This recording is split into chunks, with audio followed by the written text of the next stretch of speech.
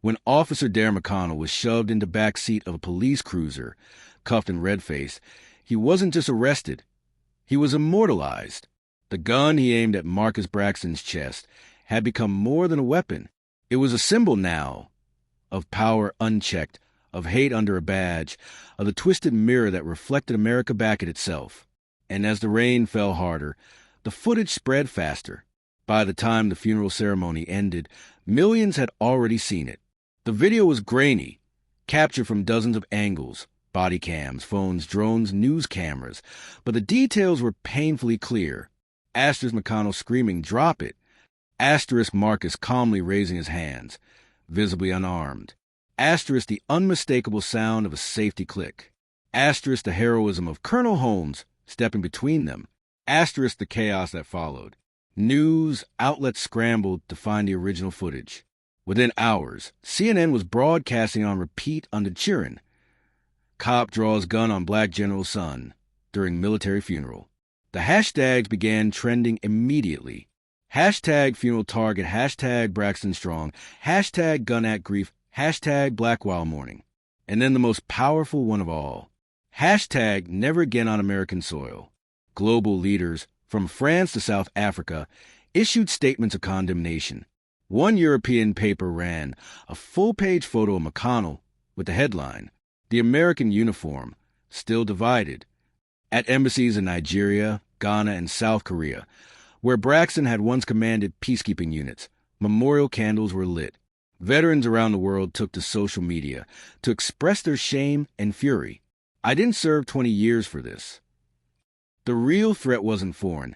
It was always inside the force. He drew a gun on dignity. That night, in cities across the U.S., crowds gathered in candlelight vigils. But some vigils turned into protests, and some protests turned into confrontations.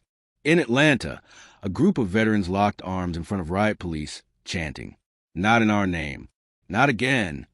In Minneapolis, mourners laid flowers at a monument for George Floyd, now joined by a new photo, Marcus Braxton, hands raised, a gun inches from his heart. In D.C., thousands marched to Capitol, holding signs that read, "If a general's family isn't safe, who is?" The message was clear. Enough. The mugshot dropped like a bomb. He looked unrepentant. Cut on the cheek from the scuffle, eyes defiant, mouth curled in what looked like a smirk.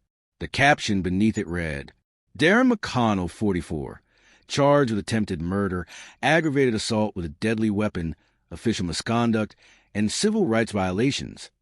The bail? Denied. The DA cited flight risk and potential danger to the community. Inside his holding cell, McConnell ran into anyone who would listen. "I was doing my job." He looked threatening. "I didn't do anything wrong." But the nation had seen enough.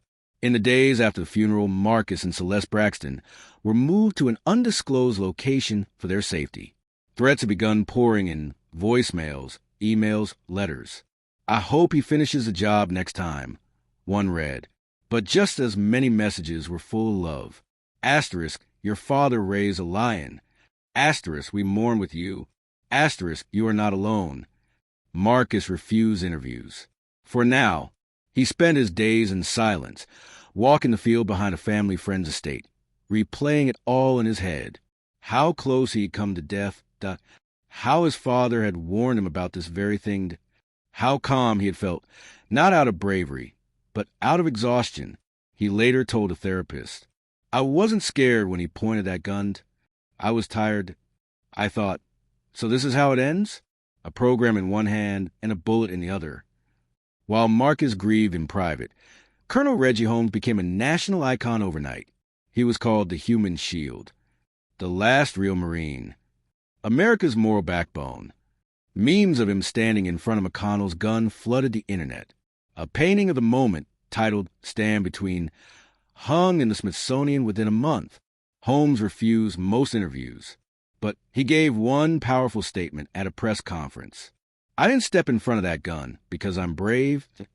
I did it because we've buried too many of our sons. I couldn't let Elijah Braxton's bloodline be extinguished on the steps of his own funeral." The press wept. So did soldiers. So did strangers. Within 2 days, Congress convened an emergency session. Senator Charles Hastings introduced the Braxton Act, a sweeping police accountability bill that included asterisk mandatory de-escalation training, asterisk independent investigations of police violence, asterisk national decertification of officers with repeated misconduct, asterisk civil rights protections during funeral services. The bill passed the House in record time. The Senate followed under intense public pressure. President Monroe signed it live on television, surrounded by veterans, activists, and the Braxton family. "We failed one of our best," he said, "but we will not fail again." With the funeral behind them and the headlines still raging, a new word began to surface: trial.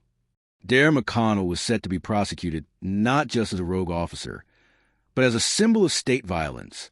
Civil rights lawyers, federal prosecutors, and advocacy groups all prepared for battle. Marcus would be the star witness. But that chapter, the courtroom war, hadn't begun yet. For now, the world was still catching its breath. And somewhere in the silence, in the echo of tears and camera flashes and near death, America looked at itself in the mirror. It didn't like what it saw, but maybe, just maybe, it was ready to change.